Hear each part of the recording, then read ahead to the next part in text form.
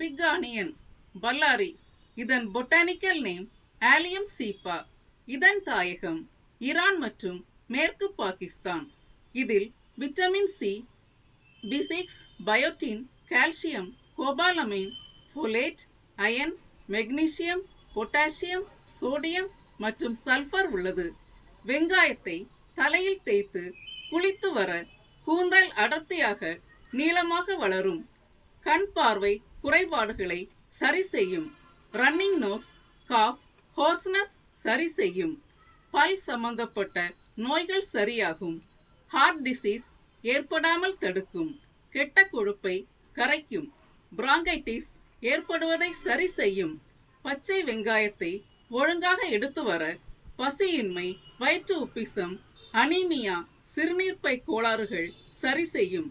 Diabetics, blood sugar அளவை பச்சை வெங்காயம் குறைக்கும். அல்சர் அபாயத்தை குறைக்கும். ஹை பிளட் பிரஷர் ஏற்படுவதை தடுக்கும். வாத கோளாறுகளை சரி செய்யும். மலச்சிக்கலை சரி செய்யும். பீரியட்ஸ் ப்ராப்ளம் சரியாகும். எலும்புகள் வலுவாகும். ஆஸ்டியோபோரோசிஸ் ஏற்படுவதை தடுக்கும். யூரினரி ட்ராக்ட் இன்ஃபெக்ஷனை சரி செய்யும். வெங்காயத்தை அவித்து அதன் நீரை குடித்து வர நல்ல தூக்கம் ஏற்படும். வெங்காயத்தை வட்ட வடிவமாக வெட்டி இரவில் பாதத்தின் அடிப்பகுதியில் வைத்து சாக்ஸ் போட்டுக்கொள்ளவும். காலையில் உடல் உபாதைகள் காணாமல் போகும். வெங்காயச்சாற்றை வடுக்கள் உள்ள பகுதியில் பஞ்சால் தேய்த்து வர வடுக்கள் மறையும்.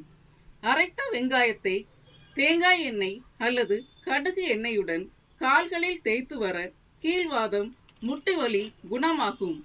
1 ஸ்பூன் வெங்காயச்சாற்றுடன் வெல்லம் கலந்து பருகினால் வறட்டு இருமல் குணமாகும்.